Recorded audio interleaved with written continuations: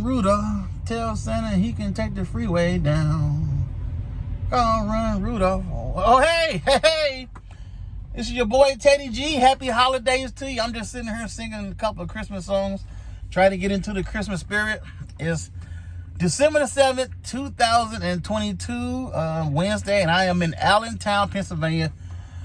Just delivered my load, and I'm sitting here going to pick up another load. I had some downtime, so wanted to come on here and share some knowledge with you and give you some things to think about when it comes to trucking.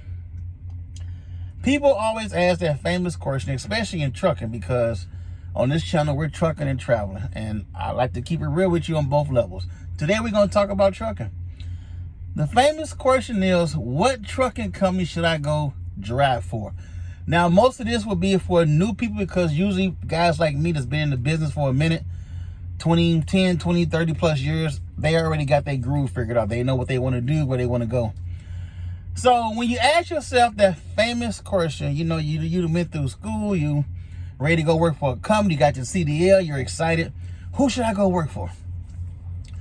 Well, trucking is kind of like cars. Everyone does not like the same kind of car. You have your pickup people, you have your SUV people, you have your minivans, you have your small cars, you have your big cars, your fast cars. Some people don't have no cars. So that's the way trucking is. So let me break it down to you, and then I'm going to give you the answer at the end, well, who you should go drive for. So let's say a couple of examples. What works for me may not work for you. Okay. Example number one is, there are trucking companies across the United States. There's companies on the West Coast, the Midwest, the South, the East, the North. They're all across the United States. There are companies that run certain lanes in certain regions. There's companies that run just the Midwest and does not go East or West. There's companies on the East Coast that don't go Midwest and West. They run East and South. There's companies that run all over the United States. So is getting home important to you? Do you want to get home every weekend, every other weekend, every 2 weeks, every 3 weeks? So find a company that's in your area where you live at that can get you home. If my buddy stays in New Jersey and I stay in St. Louis, and he drives for a company that's in New Jersey that runs the East Coast from Florida, North Carolina, South Carolina, New Jersey, New York, you get the picture. If they run them down the East Coast and I'm in the Midwest, and they very seldom get out to the Midwest, I may have problems getting home. So that company may not work for me, versus if I'm in the Midwest and I know my buddy want to come drive for the same company I'm at, and let's say he stays in Washington State, which is way up on the West Coast, my company may not work for him because he wants to get home every weekend. So he will probably have to find a company that runs along the West Coast in that region that would allow him to get home when he wants to. When it comes to pay, usually the pay is about the same. You got a company drivers usually make so much a mile, and across the board, that's usually about the same. The one thing you don't want to do is get with a company and hop from company to company to company, because now you're starting to look unstable. When a company hires you, even if you have experience and they bring you into an orientation, it costs money for them to do that. They have to pay for your ticket to get you there, whether they put you on a bus or train or a plane. They have to put you up in a hotel during the orientation. They have to pay for your medical exam and your drug test, and they have to put you through orientation. That costs money. So you don't want to look unstable to an employer. You want to get somewhere and try to be there for at least a year. So that's why it's important to do your homework before you get hired, because you want to be stable for at least a year. Now, once you get your year of experience where you have been through all 4 seasons, you're golden. Example number 2 is, once again, what works for me may not work for you. I had a friend of mine, she was a trucker about a couple years ago. She's off doing something else right now, but she refused to haul for a company that hauled animal products. She was a vegan.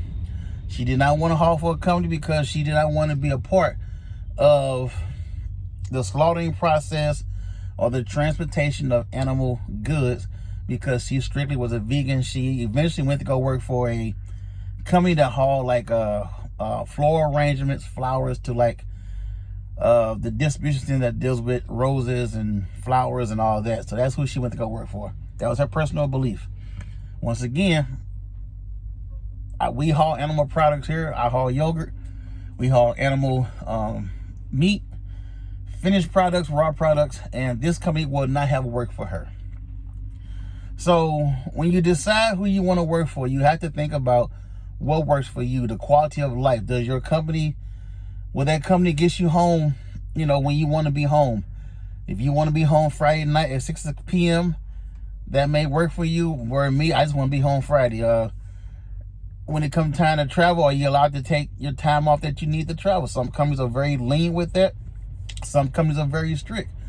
There's companies that give you about 36 hours off for every 7 days you spend on the road. There's companies that give you 1 day off for every 8 days that you spend on the road. So you have to do the research and decide what works for you, because like I said, it's like cars. What I like driving SUVs, and you may like a smaller car. You may like a little Corvette. You may like a fast car. I would not fit in a Corvette. I'm just keeping it real. I like SUVs. That's why I drive a truck. I like the space. So, to answer your question, what company should I go drive for? What's the best company for me, Teddy G? I know you got the answers. And the best company to drive for is a company that allows you to check off at least 80% of what you have on your list. That's it. It's that simple. Can I get home? Am I allowed to travel when I want to travel? Does the pay rate is good? Do they have the equipment I want to drive? What lane do they run? There's companies that's in the Midwest region that goes through St. Louis all the time. I'm from St. Louis. But right now, my priorities have changed. My situation have changed. And I can care less about St. Louis. Just keeping it real. I go more so on the East Coast now because I have a fiance on the East Coast. And that's where I like to go. I need to go home and see them. So my priorities have changed. Every company does not service their drivers the same way.